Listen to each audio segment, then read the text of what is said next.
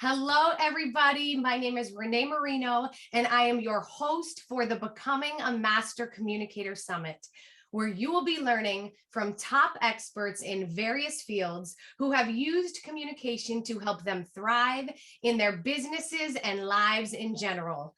Today, we have a very, very special guest for you, none other than the legendary Chazz Palminteri. Bronx born and raised, Chazz Palminteri is an Oscar-nominated American actor, writer, director, and producer. He was a natural choice to continue the Italianate torch in film. In the tradition set forth in the 70s by such icons as director Martin Scorsese and actors Robert De Niro, Al Pacino, John Cazale, and Joe Pesci, Palminteri has brought grit, muscle, and an evocative realism to the sidewalks of his New York neighborhood, violent as they are and were. He has appeared in several popular feature films, including A Bronx Tale, Analyze This, and The Usual Suspects.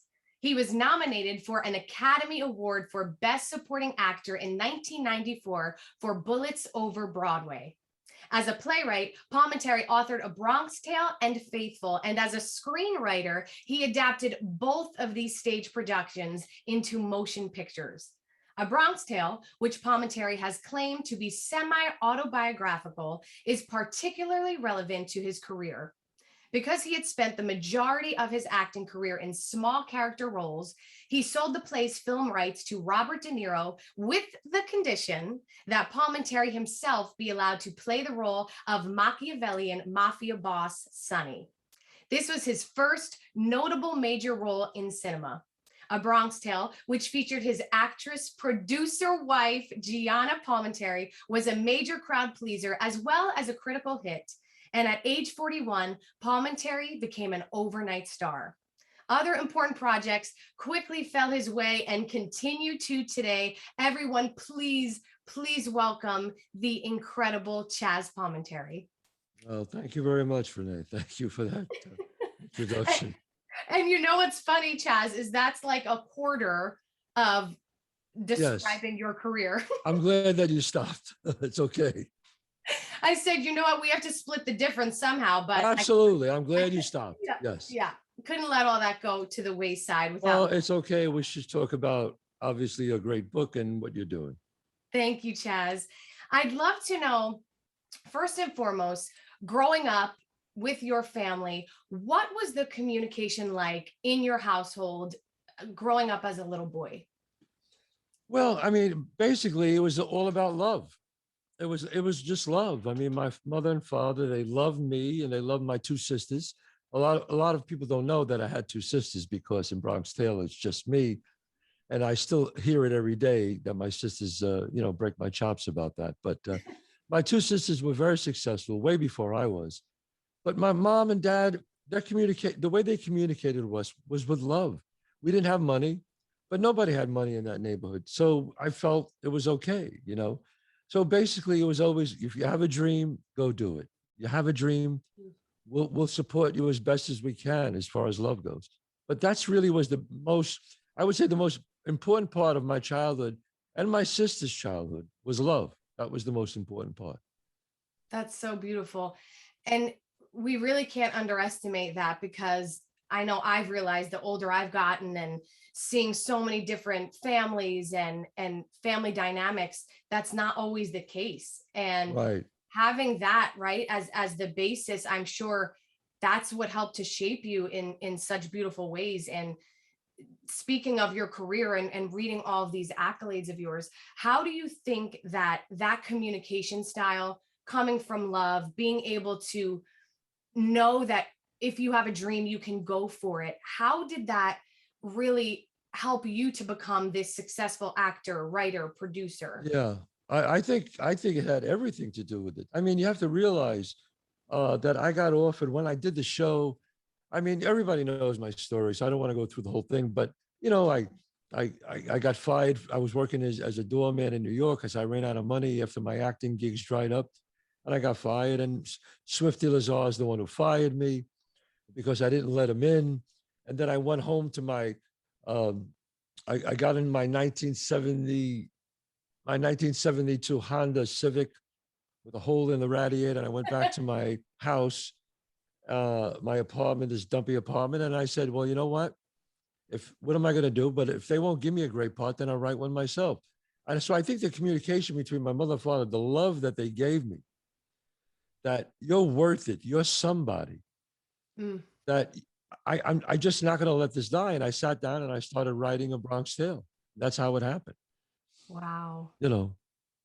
Wow. That is just, it's so mind blowing because I understand as a writer, I understand how challenging like sitting down to write something can be, right? That really is like Yes. a separate skill set, like the focus, right? And Right. I just think it really does directly connect with that foundation that you were given, because to know, and I'm sure you will agree with this, to know that you have the power within you for your parents to let you know, Chazz, Right. whatever your mind can conceive, you can achieve. To have that self-belief through them is, I'm sure, what helped you to be able to sit there and write. And even when it got hard, which I'm sure it did. It did. It did. I would write every day. And I see what happens is what you have to do is for success, they call it in psychology a transference of energy. So you have this anger. I got fired. I only had $200 in the bank. Now you have two directions to go. You could go get high, give up, or you could like say, you know what? I'm going to do something positive about this. So you take all that energy and anger and you put it in a positive light. So what I did was I got these, and I still do it till today. I always write my notes on I call it lucky, on this yellow paper. Yeah. I write all my notes on this yellow paper before I start writing on my computer. And I write kind of the movie out, the movie or the play that I get my notes on. Then I start to write. And I did that. I was writing Bronx Tale, the play, and I wrote 5 minutes and I performed it for my theater workshop. And everybody loved it. And I was like, wow. So then I said, okay. So I started writing all week again. I would perform another 10 minutes of it. And then they would make comments and people would communicate to me what they liked, what they didn't like. Some people said, no, I don't get it. I don't like it. What is it? Is that comedy? Is it stand-up? What is it? I said, no, I'm doing a whole movie on stage by myself. They said, nobody's ever done that. So when I hear that, excites me. When I hear nobody's ever done that, I go, oh, really? Okay. Because that's the type of guy I am. Well, I'm going to do it. So after a year of doing this, picking and taking what I liked, rewriting, I had 90 minutes of a one-man show. And I performed it at this little theater. It was called the Westfest, the Ensemble Studio Theater. And people just stood up and was applauding for like 10 minutes. And I was like, holy shit, what is this? You know, I never did the whole thing in front of a big audience. And I knew I had something there. And I borrowed some money from a friend of mine who gave me some money. I performed it at this theater workshop. I performed it at this theater called the West Coast Ensemble, 60 seats, and it's sold out. And every night, people were coming to see this. It got so crazy that we had to move into a bigger theater. So I moved into my theater company, Theater West, was 300 seats, and I was selling that out. And everybody was coming. Nicholson came, Pacino came, Burt Reynolds came, Ray Sharkey came. Everybody was coming because they wanted to play Sonny. And then all the studios were coming, all the directors, all the big directors at that time wanted the rights. All the big producers, Marty Bregman, all those people were coming. And all of a sudden, I get offered $250,000. Now I have $200 in the bank, okay? And I say, well, oh, wow, great. I said, but I play Sonny and I write the screenplay. They said, no. You're a wonderful actor, but nobody knows you. We can't. No, we just want the rights. And I said, well, you don't understand. I play Sonny and I write the screenplay. They said, can't do it. Forget it then. And I said, well, then forget it. And I hung up the phone. That's it. And then I started doing it again. The crowds kept coming. The heads of studios came. Tom Pollock came. All these people came. And then finally, they offered me $500,000. Again, $200 in the bank. After 2 weeks, I said, no, I play Sonny. I write the screenplay. They said, can't do it. I kept doing it. I didn't want to hear it. About a month after that, I ended up signing with William Morris because William Morris, ICM, and CAA were chasing me. And I said, okay. And meanwhile, when I first got there, they didn't want to see me. So before Bronx Tale, they didn't want to know who I was. Now all of a sudden they're fighting over me. And I decided to go with William Morris. And then they said, we have another meeting for you. I said, okay. I sit down at the studio, another studio. The guy has a piece of paper and he has it on the desk and he puts it across the table and he says, Chazz, if you sign that paper, you'll have a check for $1 million tomorrow. I said, $1 million. He said, yes. I said, is there a bathroom here? He said, yeah, right over there. That's what I said. He goes, the executive bathroom is right over there. I walked in the executive bathroom, shut the doors by myself. I said, okay, $1 million, $200 in the bank. Changed my life, changed my parents' lives, everything. I said, but I want to play Sonny and I want to write the screenplay. I put my hand in my pocket, and in my pocket, I took the card that my father wrote on a card. In fact, here it is. The saddest thing in life is wasted talent. My father put that when I was 9 years old. After we saw, actually it's from a guy who got an overdose of drugs, a very talented young man. And he was always afraid for me in the Bronx. Don't waste your talent, Chazz. And so I had that card when I was 9. I had it in my pocket for some reason. So I put my hand in my pocket. I took it with me, which I never do. And I looked at that and I looked in the mirror and I said, can I curse on this thing? Is that okay to curse? Absolutely. I looked in the mirror and I said, fuck it. And I walked back outside and I said, I'll tell you what, I'll sign that piece of paper and I'll take your $1 million. But I have to write the screenplay. I have to play Sonny. I'll never forget the guy just put his head down like this. And he put his head back up. He said, Chazz, no one will make a movie with you for this no one will make a $25 million movie with you. You're unknown. Can't do it. I said, well, then I guess you'll have to just take a shot with me. He said, we can't do that, Chazz. I said, okay, thank you. I stood up. My agent stood up. And he said, that's it? I said, yeah, that's it. He says, this movie will never get made. And I said, you're right. It won't with you, but it will get made. And he said, what makes you so sure? I said, because it's too fucking good. That's why. Yes. And I walked out. And 2 weeks later, every night, standing ovations, crowds. And all of a sudden, I get off stage and a guy walks over to me and says, hey, Chazz, you better get in the dressing room. Robert De Niro is waiting for you. I said, Robert De Niro? He said, yeah, he's in the dressing room. You just saw the show. He snuck in after the end of the curtain.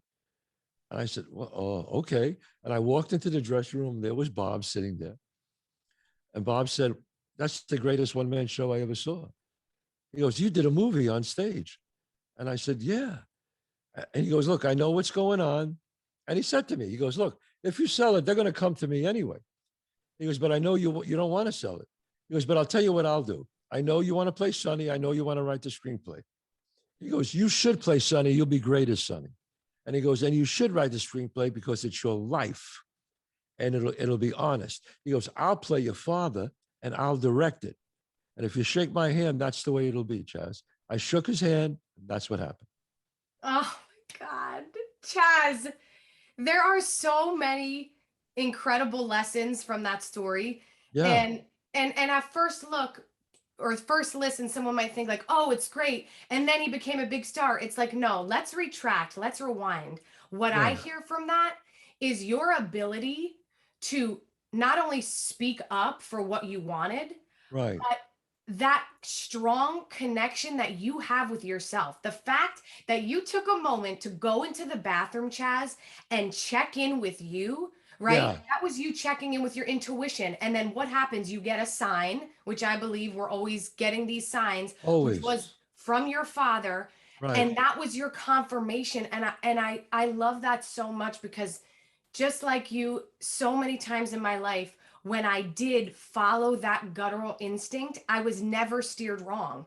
And So often we forget to do that, right? We listen to either the negative voice in our head, or we listen to all the exterior opinions without ever checking in with ourselves. And what I admire so much is that no matter what anybody else said, you were like, no, I know what I'm capable of. I know that the saddest thing in life is wasted talent. My father knew what he was saying when he said that, and I'm staying true to that. And here we are. Right. See, everybody was telling me, Chazz, you're getting $1 million. Sell this one and just write another one. I said, no, no. I said, sometimes you have to take the opportunity. The opportunity is here where I have the power. I call it, who has the finger on the nuclear button? I had the finger on the nuclear button. Okay. They didn't have the power. I had the power. If I would have said, okay, and they bought it, that's it. Then they have the power. And they could just say, you know what, player, just pay him off and that's it. And they could have fired me. No, I had the power. So when you have the power, you have to take advantage of that. Yeah. You know, no deal. And I want your listeners to know this. No really big deal is ever really, really done until one party is willing to walk away. I'm sorry. Woo! One party has to be willing to walk away. The best deal is when two people kind of feel they had a compromise, but they had to do it. Each one of them had to do it to make it happen. That's how you communicate.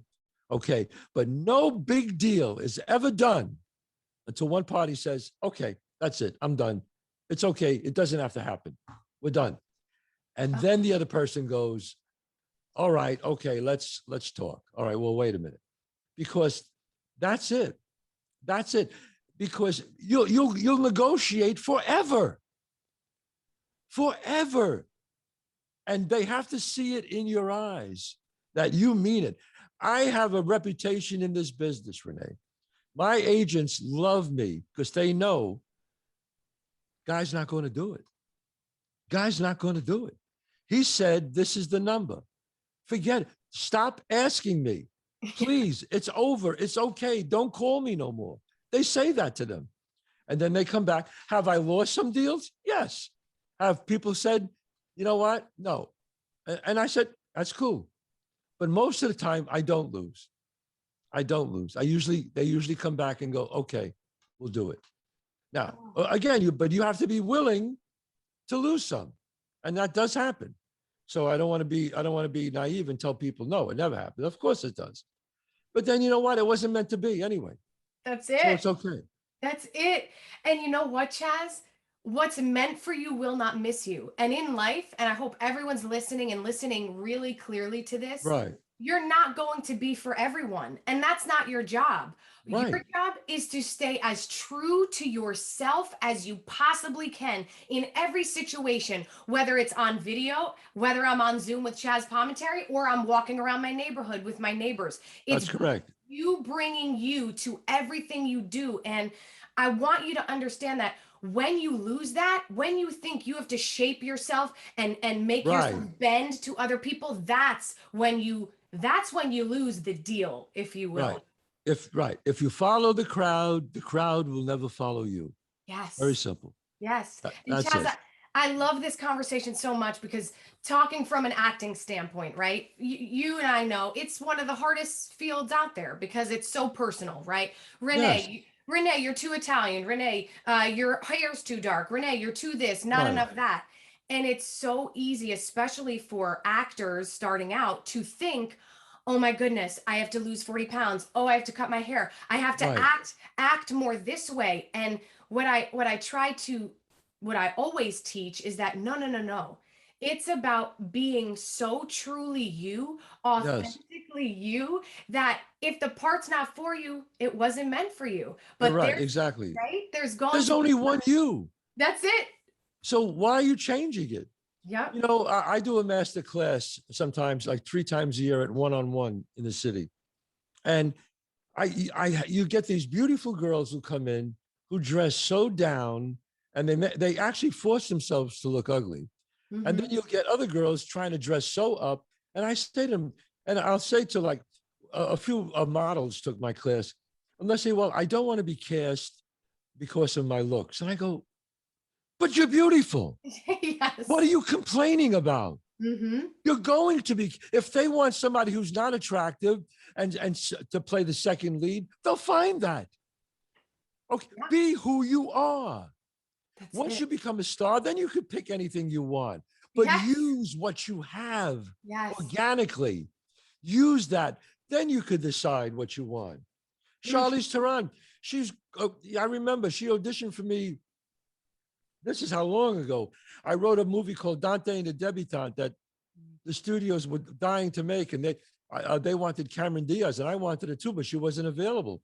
So Charlize Theron came in. She was nobody. Nobody knew who she was. She came in.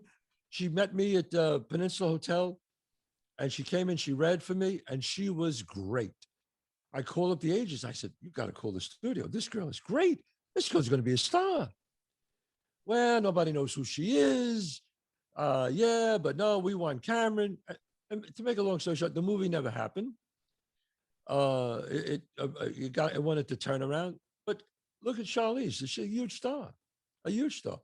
Sometimes you got to take chances with somebody. You know what I'm saying? Absolutely. Absolutely. Ugh, It Chazz, is. I love this. And this is why I felt a connection to you the minute you and I met, because you don't just talk the talk, you walk the walk. This is how you Absolutely. live. You know, this is how you live your life. You could talk about it. There are tons of people out in the world who talk about what they do, but actually doing it is a different story, and you live it.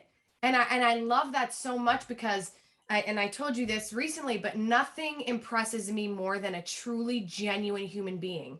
And that means a person being themselves fully, Yes.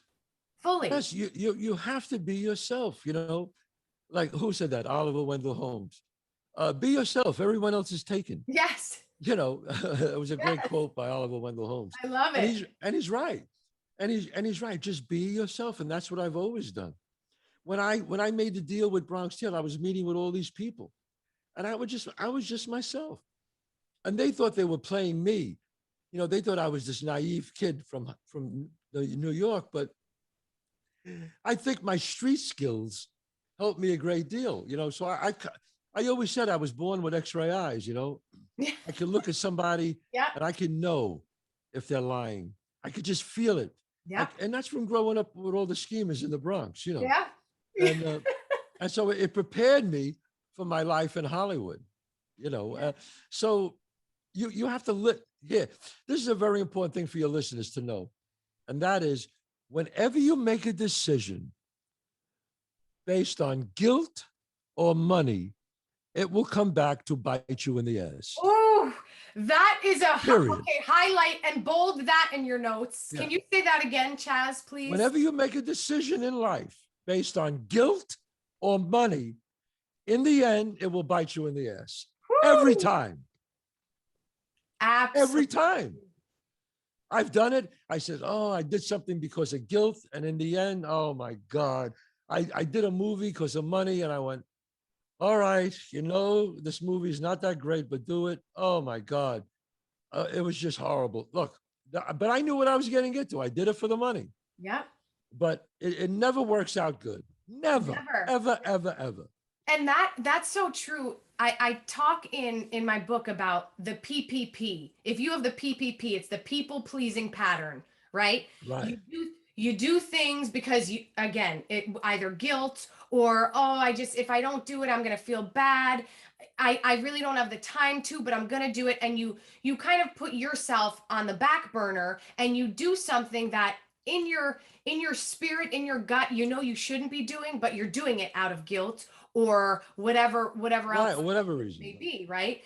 And then in the end of the day, you actually didn't help that person Not at all. because you weren't true to yourself. So Right. how could you think that you're being honest with another person when you're not being truly honest with yourself? Yes, I mean, exactly. It started out as a lie. Exactly. Yes. Where's it going to go from here? It's, it's only going to get worse. Yes. It started out as a lie. That's You know, so yes. right, because I'm not only an actor, I'm a writer and a producer and a director. I get people who bring me their kids and Mhm. say, or even just them, I need a Chazz, could you give me a shot in the movie? And I go, it doesn't work. I'm sure you know about that. It doesn't work that way. Yep. Look, you know me. That's great. So I'll bring you into audition. I'll do that for you. I'll bring you in, but you got to beat everybody. You got to win the part. Okay. And this guy once, because his daughter, I was doing this film. I don't have to mention what it was. Anyway, so he wanted his daughter to be in it. So I said, absolutely, bring her in. I love to audition her. So he was like, oh, you got to audition? I go, yeah. You know, there are other actors here. So she came in and she was okay. She wasn't bad. She was green. You know what I mean? She was very green. Yep. But people came in that were very good and they got the part. So he got upset with me about it. And I said to him once, I said, let me explain something to you. If I gave your daughter this part because of you, I said, two things are going to happen and they're both bad. One, I put her in something that she's not ready for and I'm going to look bad. And two, she's going to look bad. So who are we helping here? Yep. We're helping nobody. Mm. Nobody. When she's ready, and if she comes in and reads and wins the part, she gets it. The problem with people is, Renee, is they're not grateful. You Ugh. have to be grateful. Hey, you know me for a long time. You got a channel to me where people are dying for that channel. Yep. But you can call me anytime and say, my daughter's ready. Could you see her? And I will say, bring her in. Bring her in. Be grateful for that. If she gets the part, that's even great too. I don't, it's That's it. Gratitude, Chazz, you just said it. gratitude. Gratitude is everything. And it's not only gratitude for the great things are happening. To me, gratitude doesn't mean I'm just grateful for the good things in my life. I'm grateful and I say thank you even when it's a shitstorm some days and I'm like, Yeah, I don't know what the hell's going on, but you know what? I'm grateful. I know there's a reason for this. And that like opens the door for life to flow as right. opposed to constantly. And I know I saw you talk about this in another interview and I Yeah. loved it so much. So I want to reiterate it. But you talked about how so many people in life live life as if it's a six slice pie. And if Yes. you get if there are five slices, that there's only one more for me. And then we go into that competitive Right. resistance. Right. But life and the way you live it and the way I choose to live it is that there are endless slices of pizza. And if you get a slice, that doesn't mean I can't have a slice. We can No, all have a slice. we all have a slice. That's why when I see people who are really talented and who are really like trying to like make it or trying to like really get something, like when you were said to me, Chazz, would you do this? I said, absolutely. You know, you're extremely talented. You're so talented. You're so driven. Why wouldn't you want to say, okay, let me lend my support to that? That doesn't diminish me Yep. in any way. You see, I am, and I know I sound like sometimes I'm accused of sounding like a little bit of a, do I have a big ego? Yes, but I'm also humble. I have humility, but I think a lot of myself. So by helping another person doesn't diminish you. Mm, It doesn't diminish you in any way. There's 6 billion slices. I'll get a slice. I'm not worried. yep. You know? So why can't you help other people? Life is about service, helping other people. That's what life is about. In any way possible, helping other people. Just, I don't know. To me, because my mom and dad were that way. They That's it. helped everyone. I saw my father as a bus driver help people on the bus, no matter what color they were, black, white, didn't matter. I saw my mom be nice to people, feed people, no matter what color they were. Yep. So I learned from example.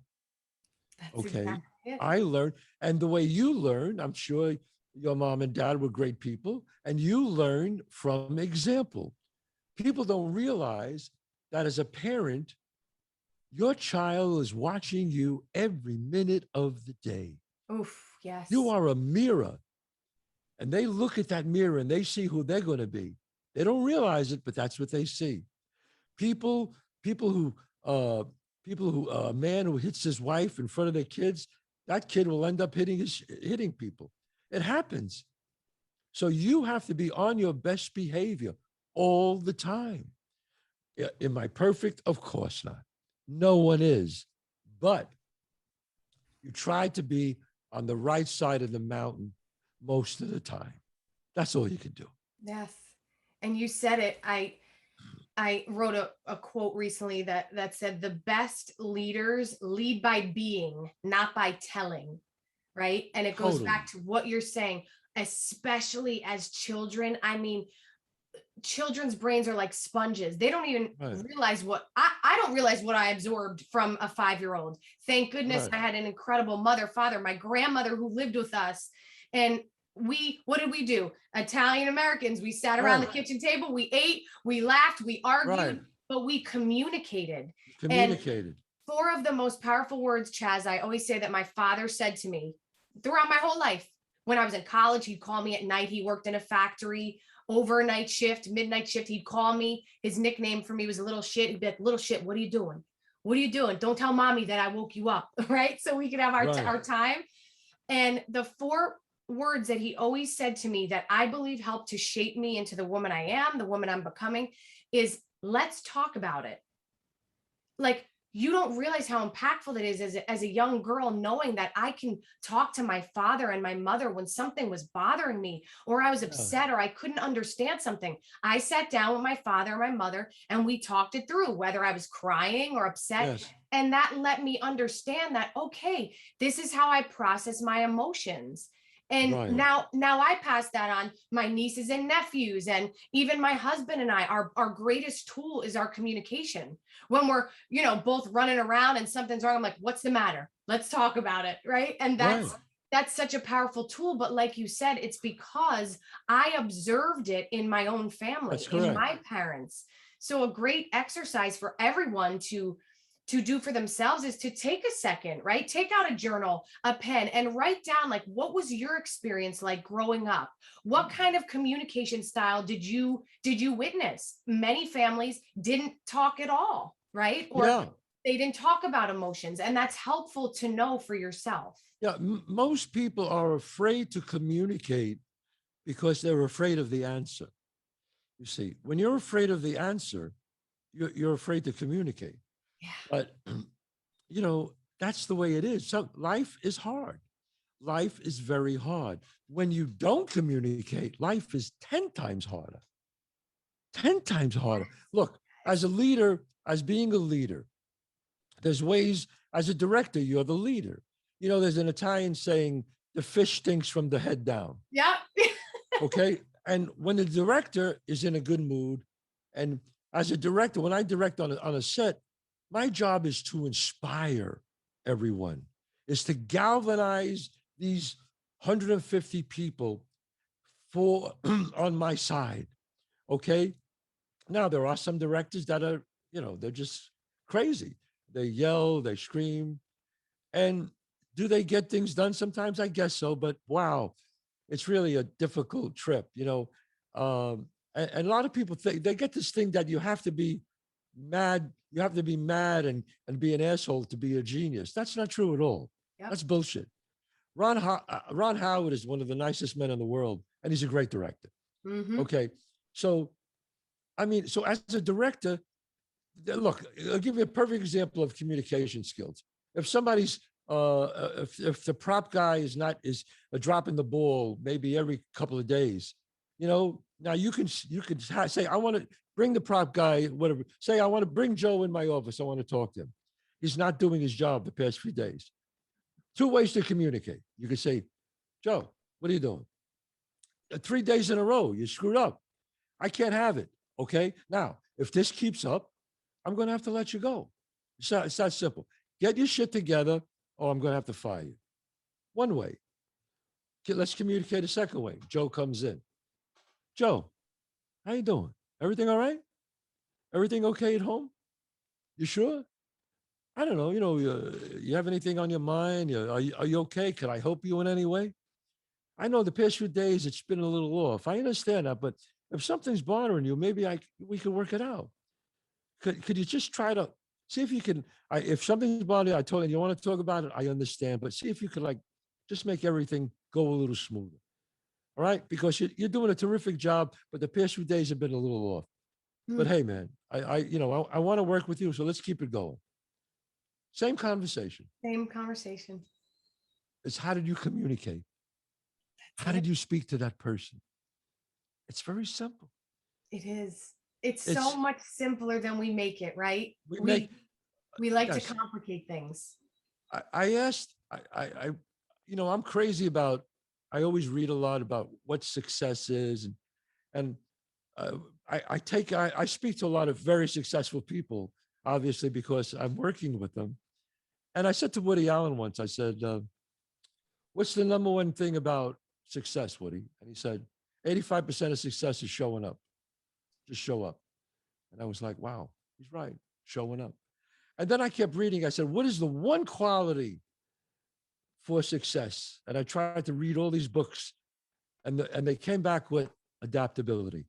Oh, How you adapt. How you adapt. Look at you. Look at me. When all of a sudden Broadway closed, everything closed down. You said, "No, no, I'm not going to feel sorry for myself. I'm going to write a book. I'm going to get a show. I'm going to do this." I said, "Hey, you know what? Okay, I have all this energy to do something. Everything stopped for me. Okay, so I continue writing my plays, but I said, I want to still be able to speak. I started my own podcast. I did it. Boom. Now it's a success." And I said, "Wow, okay." And that's what you did. You said, "No, I'm not sitting down. No, no, no, no. Renee's not just going to die and just, do something else. Renee's going to stand up there and do something." You adapted, Renee. I adapted. That's what we do. That's what winners do. They adapt, they change, they grow. that is so powerful. That's another bolder highlighter. Make sure you highlight that one. It couldn't be more true, Chaz, because Yeah, I also like to say that even all of my years performing since I was 5 years old, right? Dancing, singing, acting. I mean, that's what I wanted to do at 5 years old. And like yourself, I was like, I'm going to do it. And I knew nobody in the business. My dad worked in a factory. My mom worked in a nursing home. No one knew anything about the business. right. And I worked my butt off and I did it. I made it. But all the while that I was performing, I always knew that there were other avenues I wanted to pursue. There were other things that I loved. I loved teaching. I loved coaching. I loved writing ever since I was 5 years old. I'd Right. write little books. And I said to myself after Pretty Woman closed, the last Broadway show I did, I said, that's it. It's time to do this book. I'm going to become a communication coach. I'm going to immerse myself in it. And it feels so good to be exploring my other God-given gifts because I really Yes. do believe that, you know what, Chaz? You were meant to do that podcast and you may not have done it if your back wasn't against the wall, so to speak. Yes. I may And not have. yeah. And look at you now. Now you're like, oh my goodness, this is something else that I'm great at. I enjoy doing. I get Right. to edify other people. Yes. Exactly. And I could deal with him directly. And Yes. instead of dealing with one person, or when I do my master classes, I 20 people. Now I could do 20 million people. Yeah. 20, Yes. so it's okay. Yes. So speaking of being able to reach this mass amount of people, especially now with Zoom, with digital Right. technology, which is so powerful, right? We can do things that we couldn't even dream of 20 years Right. ago. For yourself, as the leader, right? When you're a director, when you're collaborating with someone on a project, Chaz, how do you discern the right time and place to have your communication be through digital means, when you're texting or you're emailing, and when to have that more direct interaction, like a phone conversation or face to face? How do you discern that for yourself and balance that? Whether if I decide which way it's going to be, first I do. It matters in the beginning. Well, usually I go through the agent, obviously, if it's for Mhm. that. So I have direct conversations with the agent on the phone. I'll say, "Look, I know you emailed me about this, but here's the deal. You know me. These are the things I want. I'm not asking for a lot." See, as a communicator, you have to know how much you're asking for. You cannot ask for something that you don't deserve. or you cannot ask for something that's way too much money. You have to think of yourself, be fair, say, okay, I know what they're trying to do. And they're right in what they're trying to do. They try to lowball you. It's normal. Mm-hmm. And you say no, and you say, no, here's what I want. And then they go, oh, that's terrible. We can't afford that. Okay, that's fine. Then I guess it's not going to work. Now, here's we are. One person pressed the button on the nuclear button. You pressed it. It's not going to work. Thank you. Ah, now they come back. Okay, we'll do this. I appreciate that, but that's still not the number. Okay, they come back up a little more. Now you have to decide, all right, they came back up this far. Should I do it? Or do I really feel usually when they come up like that, they're going to go all the way. Usually. Then you just sit tight and usually they'll go all the way, but you have to, but again, your agent has to hear it in your voice that you mean it. Now, if you say to your agent, this is between, look at this. This is between you and I. Yeah. Everybody's going to see. And everybody else. I give you a little word of advice. If you really believe that you want this number, you have to tell your agent.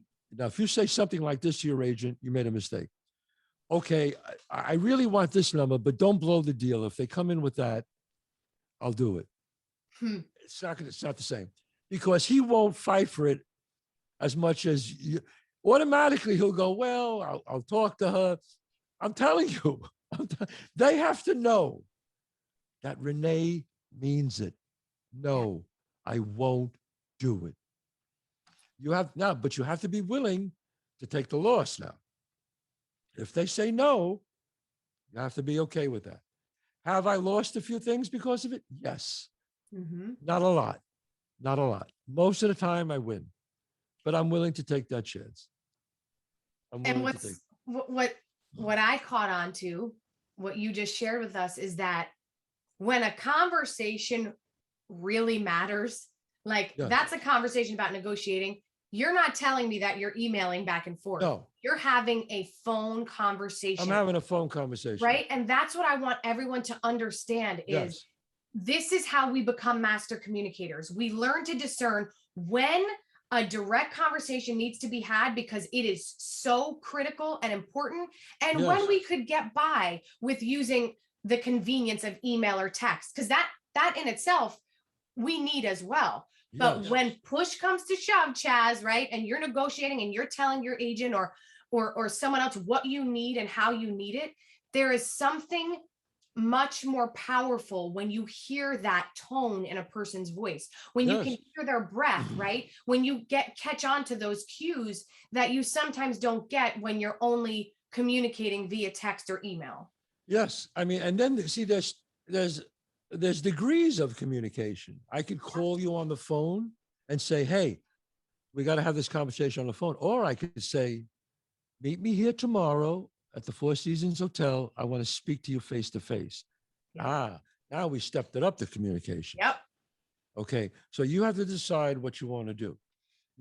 What the internet and what all this other things has done is made us androids in a way, taking away our emotion. So now it's girls and guys today, they break up over text. Yeah. I'm breaking up with you. I don't want to see you anymore. Well, what? What is this? Yep. No. Yeah. No, I had my daughter, my daughter's I love my daughter Gabrielle, who goes to the University of Michigan. Yes, good for her. Michigan, and only took 11 girls in the whole country, and she's one of them. Woo! But anyway, right. I mean, I'm so excited for her. And I remember when she was home and when she was in high school, a guy came, she was a senior, the guy came and beeped the horn. And I was like, whoa.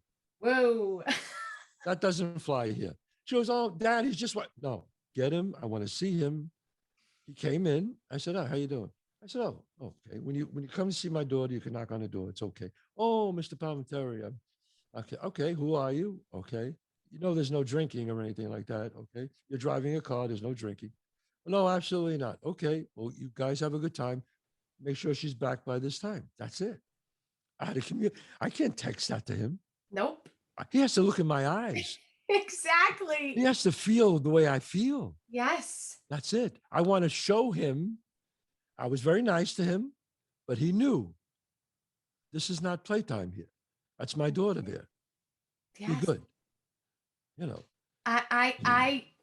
I feel the same way. And even for myself now being a coach and working with my own team, I tell my team right up front, I think that there is no stronger communication than if we firstly can see each other face to face in person. If that can't be a Zoom, and if A that Zoom. can't be, right, let's hop on a phone call. Because as much as I love emailing and in the day to day, it's okay. Right, sure. We have to have that check in. And Chazz, just last week, one of my team members, him and I have been going back and forth, and I said, oh, there's that limit. I was like, you know what? This needs to be a phone conversation. We get on the phone, and in 2 minutes, everything was cleared up. Yeah. Right? That would have taken 15 emails. 15, So, yeah. right? Like knowing that time and place is what is so important, because the truth is digital technology is only going to get more advanced, right? So if Yes. we don't, Chazz, as you said it, the secret sauce, adapt. If Right. we don't adapt and learn to balance these two worlds, then we're going to be left behind, and we're going to be, as you said, these like androids who aren't, who are lacking emotion and lack that ability Right. to have small talk. Exactly. I mean, how do you think communication started? Communication started by the cavemen and people telling stories. Yep. They communicated, they told stories about this. I mean, that's in our DNA. So we have to talk to each other. Yes. So these machines here are alien to us. Yes, we're getting used to them, but it always comes down to two people in the room straightening it out. End of story. End of story. It's End of that story. simple. Yes. End of story. So the thing about I want to mention to you, because obviously you're a team leader, and to all the leaders out there that read your book, the most important thing that you can remember is, and they should make sure they highlight this, is the most important thing is it. I want to make sure I say it correctly, that it takes just as much talent to recognize a great idea as it is to come up with it yourself. Ooh. So if one of your members comes up with a great idea, you say, I like that. Let's use that. Forget my idea. That's better. That's what you say. You give them credit. You inspire them. You galvanize them. On my movie set, I was shooting a scene once and I had the cameras all set up. Everything was ready. And the first AD turns to me and says, hey, Chazz, you know, if you shoot over that window, you're going to get the sunset that comes down, right? When the shot, it'll be really nice. And I went, forget what I said. Move that camera. You know, that doesn't make me less talented. Nope. I recognize he was right. I don't have eyes in the back of my head. I can't see everything. But you know what? If you recognize that's a great idea, and you know what happens when the crew sees that, they can't wait. They're looking for better things for me. Yes. Hey, Chazz, you know, if we shoot the cover scene, we could really forget what I said. Let's do that. Yeah. Why? Because I am secure who I am. I am secure, Renee. It doesn't diminish me. It only makes me better because I am the leader who's using all of their minds, you see. And your energy, Chazz, that confident energy makes them feel more confident. Yes. When you as the leader put your ego aside and you go, that's a great damn idea, Renee. You know what? I'm going to do it. Now, all of a sudden, I feel this twinge of confidence because I'm like, oh my gosh, the director liked my idea. And now I feel this freedom to explore more ideas. And now we go together. Yes. But that's what a leader does. They're in the trenches for you. They're fighting for you. You know, as a leader, you have to do that. You have to include everyone. Now, in the end, you make the final decision. That's the way it is. And real leaders like to hear other ideas. They do. For And they're sure. not afraid of somebody who's smart. Don't be afraid of somebody who's smart. That's good. No. That's good. The smartest people hire the people who are smarter than them, Yes. right? It's like, You want to work with the smartest people. that's it. That's If it. you're the smartest person in the room, you're in the wrong room. You're in the Okay? it's so true. You're in the wrong room, honey. Oh, You oh know, my gosh, Chazz, there's like we're gonna have notebooks of notes from this interview. Seriously. oh, This it's is all right. seriously so incredible. And you're so real. And I love that. And I will keep saying it because that is just so beautiful to me. And your realness and your honesty and your ability to be honest in your communication Yeah. makes other people want to be honest. I always say, I feel like when we not only stand in our own power, it's like that Marianne Williamson quote. Our greatest fear is not is not the darkness, but the light that we're most afraid of, our own light. Yeah. Because the truth is, when we stand in our own power, it's like we subconsciously give others permission to do the same. Yes. And how beautiful is that? Going back to what you said, life is about service. Service. We do what we do, whether it's acting, whether it's doing interviews, podcasts. What we're doing is helping one another to grow.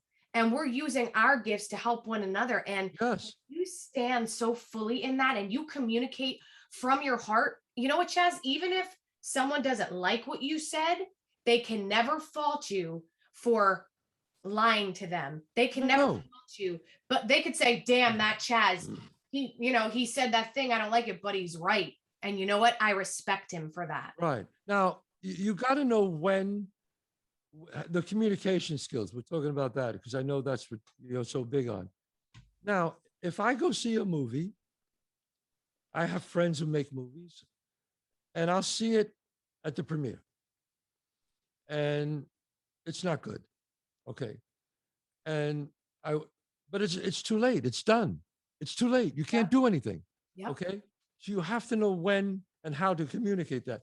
Hey, man, because they know if they're talented, they know. You don't have to bullshit them. You just say, hey, man, I really enjoyed it. I really did. You did a hell of a job. And that's what I say. Am I lying in a way? Maybe. But you know what? It's too late. He doesn't need me as a friend to shit on him. He's going to get enough people shitting on him.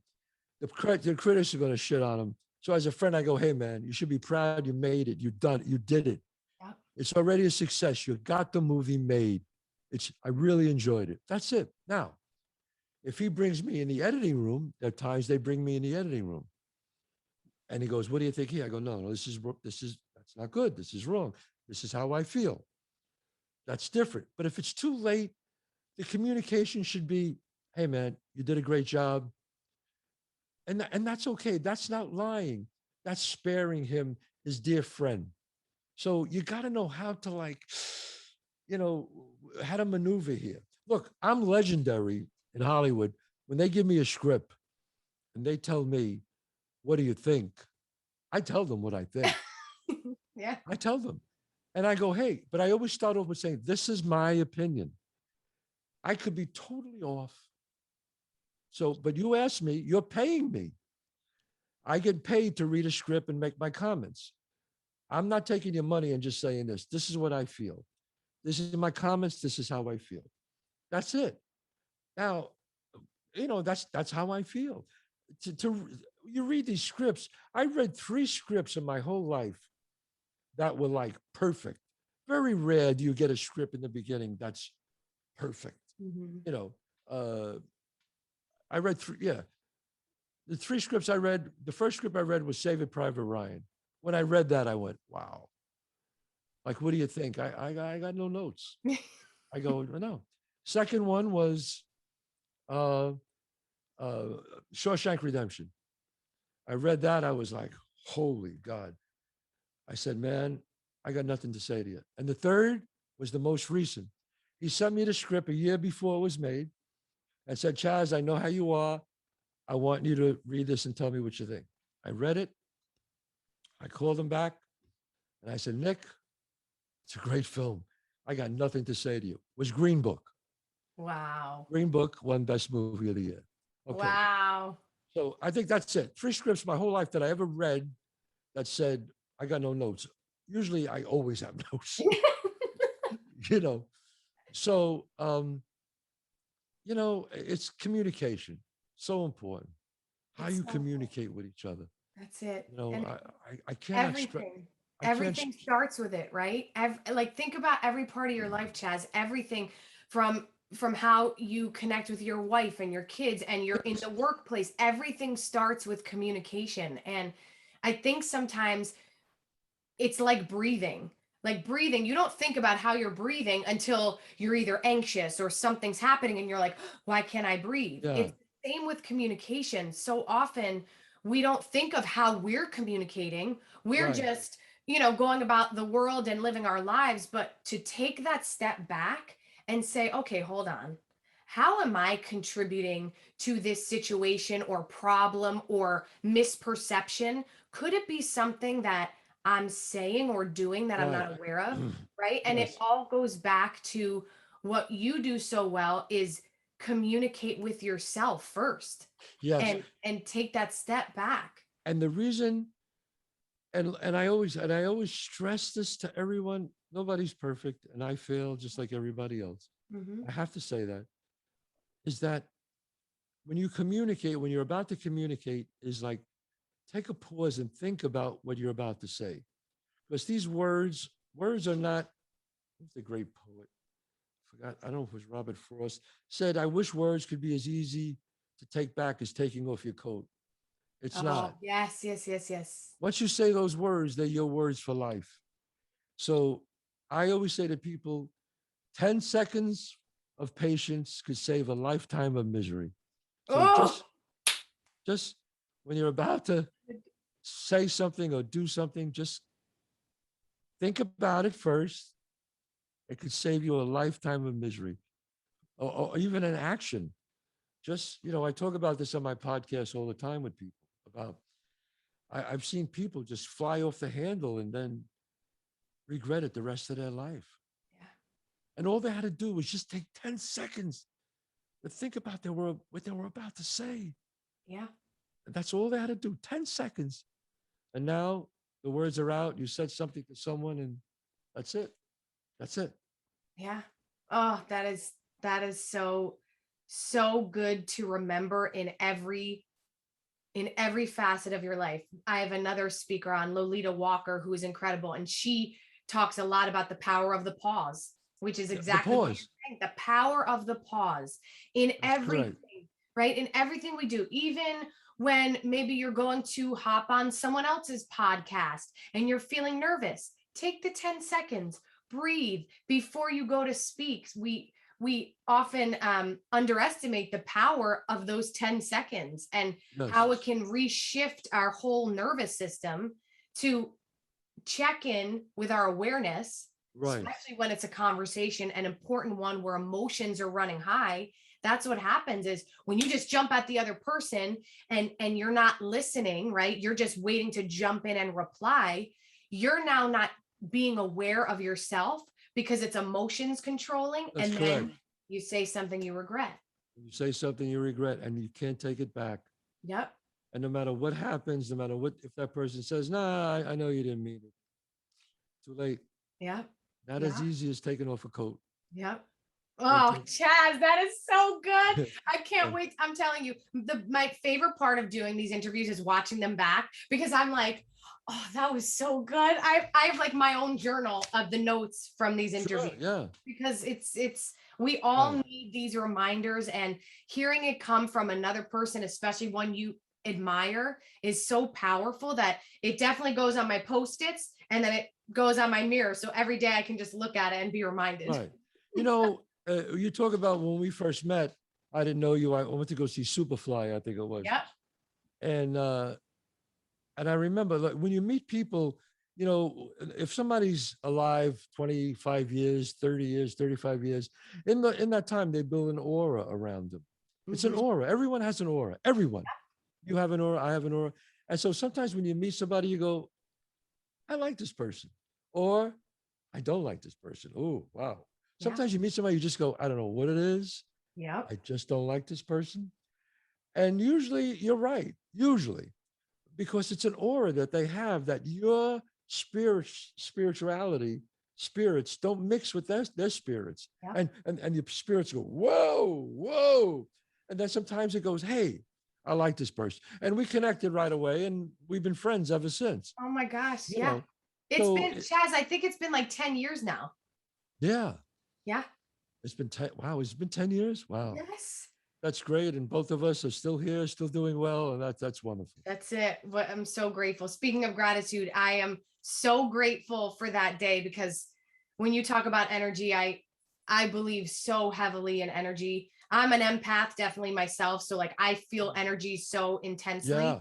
And I believe that our energy precedes us. Like before you open up your mouth to say anything, like you said, you can feel it. And Yes.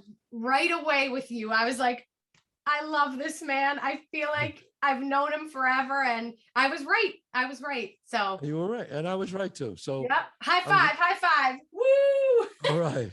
But I'm really happy for you and all your success. And you have a great, great spirit and a great attitude. And you're talented. You know, you're really very good.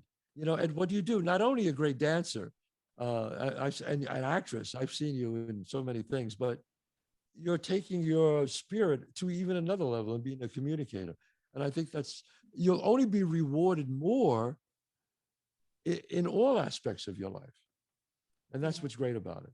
Thank you so much, Chazz. That means more to me than you can possibly imagine. Well, the truth is the truth, love. Oh, I love it. Okay, one last question to Sure. close out this incredible interview. So if you had to give our listeners one piece of advice to help them get one step closer to becoming master communicators, what would that be?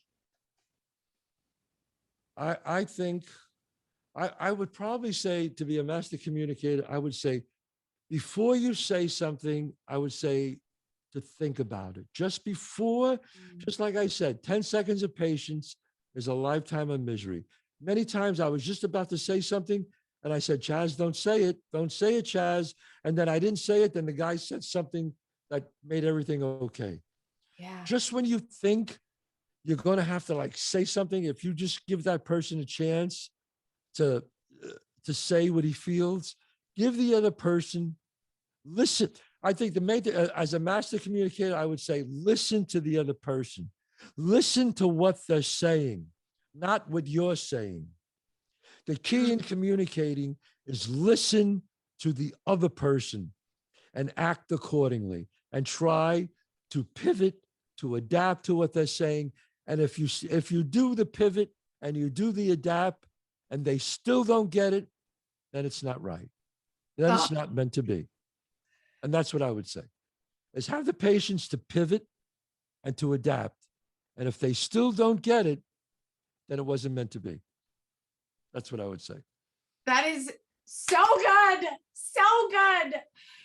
Chazz, I can't wait for our listeners to hear this, because this is just going to blow everybody's minds, because what you're saying is anyone can utilize this tool, right? Yes. That you just said, anyone. It's simple, it's easy. You don't have to pay money to do it. You can do it like that. And just that reminder is going to shift people's lives in such an incredible way. Thank you for saying that. You're very welcome. And I wish you so much success with everything.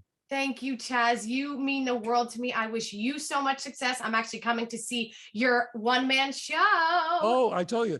And if I want you to go to chazzpalminteri.net. I'm doing it all over the United States and all over next year too. So any date you want to come, you just let me know. You have tickets, you and your husband. 4 tickets. You can bring another couple. Thank you so much. My pleasure. For everyone listening, make sure, if you're not already, you follow this man. Chazz, where can they find you? Your website, you said, is chazzpalminteri.net. Chazzpalminteri.net. Great. That's my website where everything is on there, where all my dates are on there. My store is on there with all the saddest thing in life is wasted talent. they can go to Instagram, and I'm there. I post my podcast on there, YouTube, Chazz Palminteri Show. All you have to do is go to that, and my podcast is there. And hey, we could talk. Yes. Chazz, again, I thank you from the bottom of my heart. I'm grateful for you and all that you do in this world, truly. And I'm just so happy that we've connected. To all the Same here. listeners, thank God you for bless. listening. God bless you. And to the listeners, thank you for tuning in to the Becoming a Master Communicator Summit. You can reach out to me. You have all of my info in the email, and I look forward to hearing from you. And I Have a hope they great pick day. up that book. It's great. Yes, that he's talking about my book, everyone, Becoming a Master Communicator. Yes. Make sure to pre-order a copy, and you'll be so happy that you did once you get it in your hands. God bless, honey. Take care, everyone.